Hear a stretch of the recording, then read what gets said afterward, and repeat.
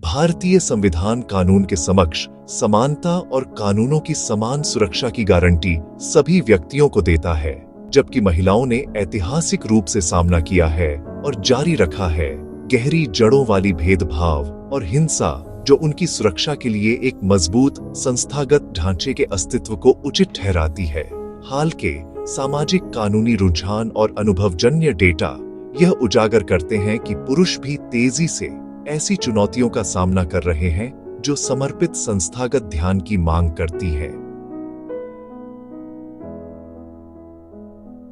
अनेक अध्ययन, जनहित याचिकाएं और न्यायिक उद्घोषणों ने वैवाहिक और लिंग विशिष्ट कानूनों के तहत झूठे आरोपों के बढ़ते मामलों पर ध्यान आकर्षित किया है, जिसमें भारतीय न्याय संहिता 2023 की धारा 85, पहले भारतीय दंड संहिता की धारा 498A और घरेलू हिंसा कानूनों के प्रावधानों का दुरुपयोग शामिल है। जबकि माननीय सर्वोच्च न्यायालय ने इस तरह के दुरुपयोग को स्वीकार किया है और प्रक्रियात्मक सुरक्षा उपाय जारी किए हैं, फिर भी झूठे आरोपियों के पुरुषों को संस्थागत समर्थन देने के लिए कोई वैधानिक प्राधिकरण नहीं है, जिनमें से कई सामाजिक कलंक, मानसिक आघात और अनुचित कारावास से पीड़ित होते हैं।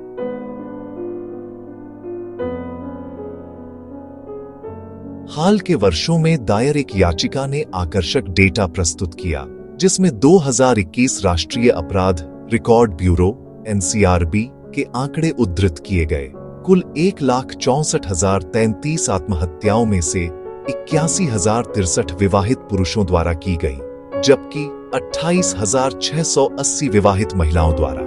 याचिका ने यह भी नोट किया कि पुरुष आत्महत्याओं का 33% परिवार से संबंधित मुद्दों से जुड़ा था और 4.8% विशेष रूप से वैवाहिक तनाव से।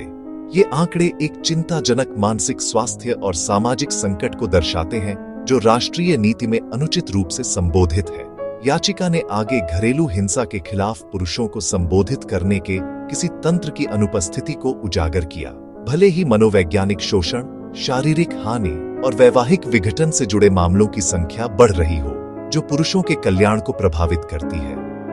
याचिकाकर्ता ने राष्ट्रीय महिला आयोग के समकक्ष राष्ट्रीय पुरुष आयोग के गठन की मांग की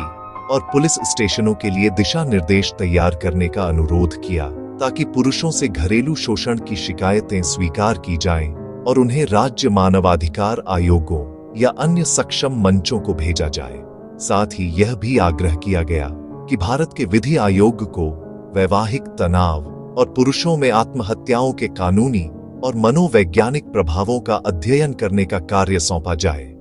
संरचनात्मक सुधार की सिफारिश करने के उद्देश्य से। इसके अतिरिक्त याचिका ने राष्ट्रीय मानवाधिकार आयोग (NHRC) से पुरुषों द्वारा घरेलू हिंसा या परिवार से संबंधित तनाव का अनुभव करने वाली शिकायतों को स्वीकार करने और उन पर कार्रवाई करने का आग्रह किया। बढ़ती मांग और वास्तविक सार्वजनिक चिंता के बावजूद वैधानिक ढांचे की कमी ने न्यायिक हस्तक्षेप में अनिच्छा को जन्म दिया है, जिसमें अदालतें लगातार नोट करती हैं कि ऐसे निकाय का निर्माण विधायी क्षेत्र में आता है। विभिन्न विद्वान, कानूनी विशेषज्ञ और सिविल सोसाइटी संगठनों ने यह दृष्टिकोण समर्थन दिया है कि लिंग न्याय समावेशी होना चाहिए और राष्ट्रीय महिला आयोग जैसे संस्थानों की उपस्थिति पुरुषों की वैध जरूरतों को नकार या छिपा न दे, विशेष रूप से परिवार कानून, हिरासत विवाद, कार्यस्थल उत्पीड़न और मानसिक स्वास्थ्य के क्षेत्रों में।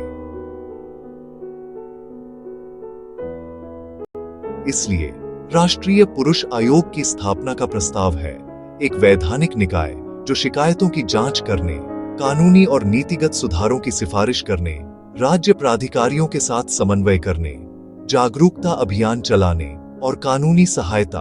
मानसिक स्वास्थ्य परामर्श और अनुसंधान के माध्यम से संस्थागत समर्थन प्रदान करने की शक्तियों से युक्त होगा। आयोग महिलाओं के अधिकारों का पूर्ण सम्मान बनाए रखेगा और केवल तब हस्तक्षेप करेगा जब कोई सक्षम अदालत या प्राधिकरण ने यह निर्धारित किया हो कि किसी महिला द्वारा की गई शिकायत झूठी, दुर्भावनापूर्ण या प्रक्रिया का दुरुपयोग थी।